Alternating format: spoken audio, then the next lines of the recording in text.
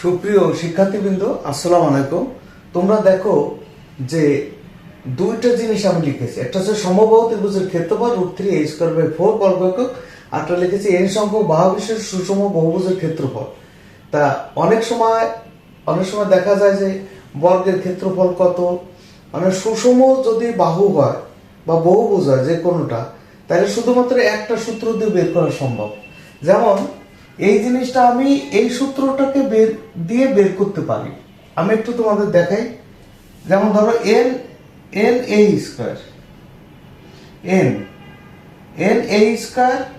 এখানেই করি। যেমন n এর মান কত হবে? 3 হবে।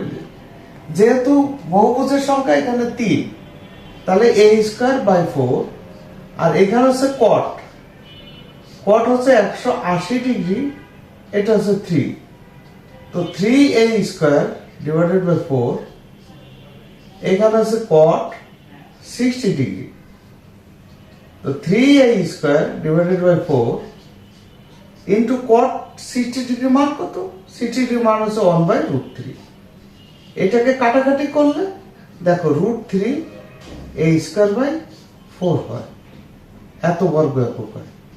তাহলে কি বের হয়ে গেল? তোমরা দেখেছো যে আমি মাত্র যদি শুধু এই সূত্রটাকে জানি, তাহলে এইগুলোও বের করা সম্ভব। মানে এখান থেকে এই যে এটা বের হলো, এখান থেকে বের হয়ে গেল সমবাহু ত্রিভুজের ক্ষেত্রফল।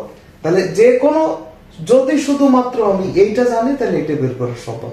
তাহলে সবচেয়ে ভালো হয় এইটা একটা মুখস্থ রাখা, বাকিগুলো তোমরা বের করতে পারবা। আশা করি বুঝতে পেরেছো।